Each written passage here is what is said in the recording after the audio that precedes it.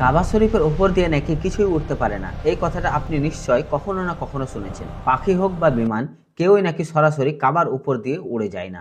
শুনতে অবিশ্বাস্য আর রহস্যময় মনে হয়, তাই না? কিন্তু এর পেছনের আসল সত্যটা কি? এটা কি কোনো অলৌকিক শক্তি, নাকি কেবল বিজ্ঞানের নিয়ম? বাস্তবতা হলো, আন্তর্জাতিক নিয়ম অনুযায়ী মক্কার আকাশপথকে নন ফ্লাই জোন হিসাবে ঘোষণা করা হয়েছে। এর পেছনে প্রধান কারণ হলো পবিত্রতা রক্ষা এবং হাজিদের নিরাপত্তা। লাখ লাখ মানুষের ভিড়ে যান্ত্রিক গোলযোগের ঝুঁকি এড়াতে এখানে কোনো বিমানবন্দর নেই এবং বাণিজ্যিক বিমান চলাচল নিষিদ্ধ। আর পাখিদের কথা বললে, পাখিরা কিন্তু উড়ে, তবে কাবার উপর দিয়ে তাদের দীর্ঘ সময় না ওড়ার কারণ হলো নিচে থাকা বিশাল জনস্রোত এবং তাপমাত্রার পরিবর্তন। বিজ্ঞান একে প্রাকৃতিক নিয়ম বললেও মুমিনের হৃদয়ে এটি এক গভীর সম্মানের স্থান। রহস্য যাই হোক না কেন, কাবা শরীফ প্রতিটি মুসলিমের কাছে পৃথিবীর সবচেয়ে পবিত্র স্থান। এখানকার প্রতিটি মুহূর্ত আমাদের মনে করিয়ে দেয় ভক্তি আর ভালোবাসার কথা।